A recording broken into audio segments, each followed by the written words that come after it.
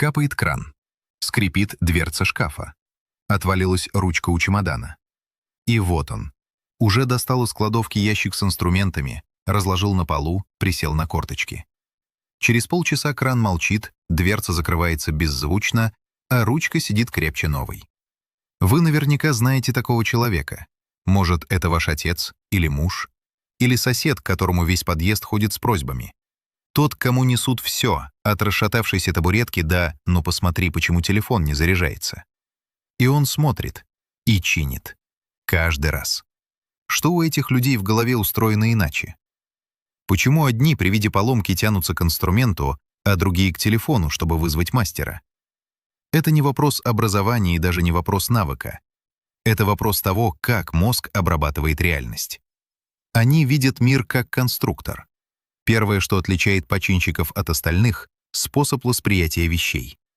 Обычный человек смотрит на стиральную машину и видит стиральную машину. Цельный объект — белый ящик, который стирает. А человек с починочным мышлением видит систему — мотор, барабан, помпа, плата управления, сливной шланг, подшипники. Для него мир не набор готовых предметов, а набор узлов и соединений. Когнитивные психологи называют это декомпозиционным мышлением, способностью автоматически разбивать сложный объект на составные части. Мозг таких людей при столкновении с любой конструкцией запускает процесс обратной инженерии. Как это собрано? Из чего состоит? Что с чем связано? Это не привычка. Это нейрокогнитивный стиль. Исследования пространственного мышления показывают, что люди с высоким уровнем так называемого мысленного вращения, способности крутить объект в голове, представлять его с разных сторон, мысленно разбирать и собирать, значительно лучше справляются с задачами, где нужно понять устройство механизма, не разбирая его физически. Проще говоря, починщик может посмотреть на сломанный замок и в голове уже прокрутить, как расположены штифты, где заедает пружина, под каким углом нужно подцепить. Еще до того, как он взял отвертку, он уже починил замок мысленно. Руки как второй мозг. У этих людей особое отношение с руками. Не в поэтическом смысле, в нейрофизиологическом. В моторной коре головного мозга зона, отвечающая за кисти рук, непропорционально огромна по сравнению со всеми остальными частями тела. Это видно на так называемом гомункулусе Пенфилда, карте тела в мозге, где размер зоны соответствует не физическому размеру органа, а количеству нейронов, которые им управляют. Руки на этой карте — гиганты. У людей, которые много и тонко работают руками, эта зона развита еще мощнее. Нейропластичность делает свое дело. Чем больше ты крутишь гайки, паяешь, подгоняешь, тем точнее и быстрее мозг обрабатывает тактильную информацию. Опытный починщик может на ощупь определить, затянут ли болт достаточно, не сорвана ли резьба, правильно ли легла прокладка. Пальцы буквально становятся диагностическим инструментом. Нейробиолог Фрэнк Уилсон, автор исследования «Рука. Как ее использование формирует мозг, язык и культуру», показал, что ручной труд — это не просто исполнение команд от мозга. Это двусторонний процесс. Рука посылает мозгу тактильный сигнал. Мозг мгновенно перестраивает план действий. Рука корректирует движение. Этот цикл обратной связи работает на скорости, которую сознание не успевает отслеживать. Поэтому опытный мастер часто не может объяснить, как он понял, что деталь стоит неправильно. Он просто почувствовал. Дофаминовая петля починки. Почему чинить приятно? Почему человек, успешно починивший кран, испытывает тихое, но отчетливое удовольствие? Нейрохимия дает четкий ответ. Мозг работает на системе вознаграждения, ключевой нейромедиатор которой — дофамин. Но дофамин — не гормон удовольствия, как часто пишут. Он гормон предвкушения и завершения. Он выбрасывается не когда ты получил награду, а когда ты предвидишь, что сейчас получишь. И второй пик — когда результат совпадает с ожиданием. Ремонт идеально ложится в эту схему. Вот поломка, мозг уже прикидывает решение, дофамин начинает расти. Вот ты нашел причину, еще один всплеск. Вот ты заменил деталь, собрал обратно, включил, работает. Мощный выброс, контур закрылся. Мозг получил подтверждение, Ты предсказал правильно, ты справился, ты компетентен. Это та же механика, которая делает видеоигры затягивающими. Задача, усилие, результат, награда. Только в случае починки награда не виртуальная. Кран реально перестал капать, и эта реальность делает дофаминовый отклик глубже и устойчивее, чем от экрана. Психолог Альберт Бандура, создатель теории самоэффективности, описал этот эффект с другой стороны. Самоэффективность — это вера человека в то, что он способен справиться с задачей. Самый мощный ее источник — опыт мастерства. Не похвала, не чужой пример, а момент, когда ты сам своими руками взял сломанное и сделал целым. Каждая успешная починка — это маленький кирпичик в фундаменте внутренней уверенности. Поток, когда время останавливается. Вы замечали, что человек, который погрузился в ремонт, как будто выпадает из мира? Не слышит, что ему говорят, забывает про обед. 3 часа пролетели, а ему кажется, прошло минут 40.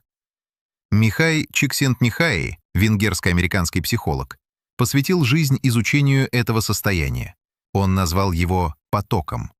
Это режим работы мозга, при котором все внимание сконцентрировано на одной задаче. Внутренний диалог замолкает, ощущение времени искажается, а действия идут как бы сами собой. Чтобы поток включился, нужен баланс. Задача должна быть достаточно сложной, чтобы не было скучно, но не настолько, чтобы возникла паника. Ремонт попадает в эту зону идеально. Каждая поломка — уникальная головоломка. Нужно диагностировать причину, придумать подход, подобрать инструмент, выполнить работу с точностью. Мозг загружен полностью, но не перегружен. С нейрофизиологической точки зрения в потоке происходит так называемая временная гипофронтальность, снижение активности префронтальной коры, которая отвечает за самокритику, планирование и тревогу о будущем. Мозг как бы выключает внутреннего критика и переключает все ресурсы на решение задачи прямо сейчас. Именно поэтому после хорошей работы руками человек чувствует себя отдохнувшим, хотя физически устал. Те зоны мозга, которые обычно жуют тревогу, 3 часа молчали. Чиксентмихай обнаружил, что люди, регулярно испытывающие поток, чувствуют себя более удовлетворенными жизнью, вне зависимости от дохода, статуса и прочих внешних обстоятельств. Мастер, который по вечерам возится в гараже, может ощущать жизнь полнее, чем офисный работник с зарплатой втрое больше. Толерантность к хаосу. Большинство людей при виде поломки испытывают фрустрацию. Сломалось — значит проблема, неудобство, трата денег, вызов мастера, ожидание. Негативная эмоция. Хочется, чтобы поломки не было. Мозг починщика реагирует иначе. Для него поломка — это задача, а задача — это интересно. Вместо фрустрации включается любопытство. А что там внутри пошло не так? Психологи называют это толерантностью к неопределенности. Обычный человек хочет, чтобы вещь работала, и точка. Починщик спокойно существует в состоянии, пока не понял, в чем дело. Он может разобрать прибор, обнаружить, что причина не та, которую предполагал, собрать обратно, подумать, разобрать снова и не впасть в раздражение. Потому что каждая неудачная попытка для его мозга не провал, а данные. Вычеркнул одну гипотезу, стал ближе к правильной. Это напрямую связано с тем, что Кэрол Дуэк из Стэнфорда назвала установкой на рост. Есть 2 способа воспринимать неудачу. Фиксированное мышление говорит: «Не получилось, значит, я не способен». Ростовое мышление говорит: «Не получилось, значит, я еще не нашел способ». Починщики почти всегда люди с ростовым мышлением. Для них тупик — это поворот, а не стена. Внутренний локус контроля. Есть понятие в психологии локус контроля. Внешний локус. От меня мало что зависит, обстоятельства сильнее. Внутренний. Я могу на это повлиять. Люди, которые чинят, почти всегда живут с внутренним локусом. Их базовая реакция на проблему не «ну что тут поделаешь», а «дай посмотрю, что можно сделать». Это не оптимизм, это когнитивная привычка. Мозг автоматически ищет точку приложения усилий вместо того, чтобы констатировать беспомощность. Психологи Эдвард Десси и Ричард Райан из Рочестерского университета сформулировали теорию самодетерминации. У человека есть 3 базовых психологических потребности: в автономии, компетентности и связанности с другими. Починка бьет сразу по 2 из 3. Автономия. Я сам решаю, как это сделать, не завишу от сервиса и очередей. Компетентность. Я умею, я справляюсь, я вижу результат. В мире, где результаты труда часто абстрактны, отчеты, таблицы, письма, которые никто не читает, возможность увидеть немедленный физический результат своих рук становится чем-то вроде психологического якоря, подтверждением, что ты существуешь и влияешь на реальность. Не метафорически, буквально. Диагностическое мышление. Как починщик решает задачу. Если проследить, как именно починщик подходит к поломке, обнаруживается алгоритм, который удивительно похож на научный метод. Первый шаг — наблюдение. Он не бросается сразу разбирать. Он смотрит, слушает, трогает. Откуда звук? Что именно не работает? Когда началось? Мозг собирает входные данные. Второй шаг — гипотеза. На основе опыта и наблюдений он формирует предположение, скорее всего, дело в подшипнике или, похоже, контакт отходит. Третий шаг — проверка. Он разбирает, смотрит, совпадает ли гипотеза с реальностью. Если нет, возвращается ко второму шагу. Без драмы, без разочарования. Четвертый шаг — действие. Замена, подгонка, пайка, смазка зависит от задачи. Пятый шаг — верификация. Собрал обратно, включил, проверил. Работает? Задача закрыта. Не работает? Снова второй шаг. Это не просто умелые руки. Это полноценный когнитивный цикл. Наблюдение, гипотеза, эксперимент, вывод. Тот же цикл, которым пользуется ученый в лаборатории или врач, ставящий диагноз. Разница только в материале. У одного пробирки, у другого шаровой кран. Интересно, что этот навык переносится на другие области жизни. Люди с починочным мышлением часто хорошо решают бытовые конфликты, потому что применяют тот же подход. Не кричать, а разобраться. Найти, где заедает. Устранить причину, а не симптом. Экономика вещей. Уважение к материальному. Есть еще один пласт, который не сразу заметен. Починщики иначе относятся к вещам. Для большинства вещь — это функция. Холодильник, чтобы хранить еду. Сломался, купил новый. Для починщика вещь — это история. Этот стул папа привез с дачи. Эти часы ходят с 78-го года. Этот магнитофон первый, который он сам заработал на летней подработке. Чинить такую вещь — это не экономия денег. Это сохранение связи с прошлым, с людьми, с собственной биографией. Японцы назвали эту философию «моттейнай» — чувство сожаления о том, что вещь пропадает зря. Не жадность, не скупость, а глубокое уважение к труду и ресурсам, которые в эту вещь вложены. В Японии же родилась техника кинцуги — ремонт разбитой керамики золотым лаком. Трещина не прячется, а подчеркивается. Починенная вещь становится ценнее новой, потому что у нее есть история.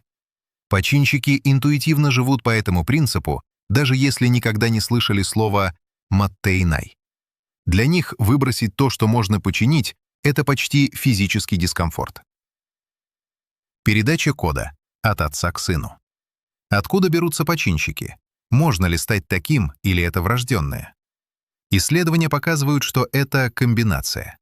Есть нейробиологическая база, пространственное мышление, тактильная чувствительность, определенный баланс нейромедиаторов, который делает процесс решения задач более приятным. Но эта база активируется средой. И тут ключевой момент — передача навыка. В огромном большинстве случаев починщик вырос рядом с другим починщиком. Отец, дед, дядя, старший брат. Кто-то, кто показал: вот так держишь, вот тут крутишь, вот здесь смотришь. Не урок в классическом смысле. Совместное делание. Психолог Лев Выгодский называл это зоной ближайшего развития. Пространством между тем, что ребенок может сделать сам, и тем, что он может сделать с помощью взрослого. Отец, который берет сына в гараж и дает подержать фонарик, пока сам меняет масло, не просто приобщает к труду. Он формирует нейронные связи. Ребенок смотрит, запоминает последовательность, впитывает логику действий, учится не бояться неизвестного механизма. И еще кое-что передается в этот момент — отношение, спокойствие перед поломкой. Уверенность, что любую задачу можно разбить на части. Терпение перед неудачей. Это не навык, это мировоззрение. Те, кому такой наставник не достался, могут прийти к этому сами, но обычно позже и через сознательный интерес. Интернет отчасти заменил фигуру старшего. YouTube-каналы, где мастера подробно показывают ремонт чего угодно, стали цифровым гаражом, в который можно зайти в любое время. Почему их становится меньше? Мир движется в сторону черных ящиков. Смартфон невозможно разобрать без специального инструмента. Стиральная машина напичкана электроникой, которую завод не предполагал ремонтировать. Производители намеренно проектируют вещи так, чтобы их не чинили, а заменяли. Это называется запланированное устаревание. Для мозга починщика это потеря территории. Все меньше вещей, которые можно открыть, разобрать, понять, собрать обратно. Все больше объектов, которые при поломке превращаются в бесполезный пластик, потому что запаяны, заклеены и защищены от вмешательства. Но параллельно растет и обратное движение. Сообщество Right to Repair по всему миру борется за законодательное право потребителя чинить купленную технику.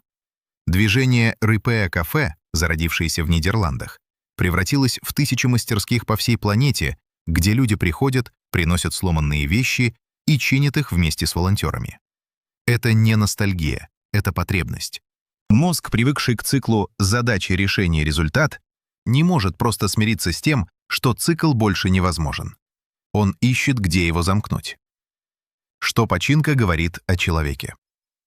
Если свести все к сути, человек, который может все починить, отличается от остальных не навыками рук.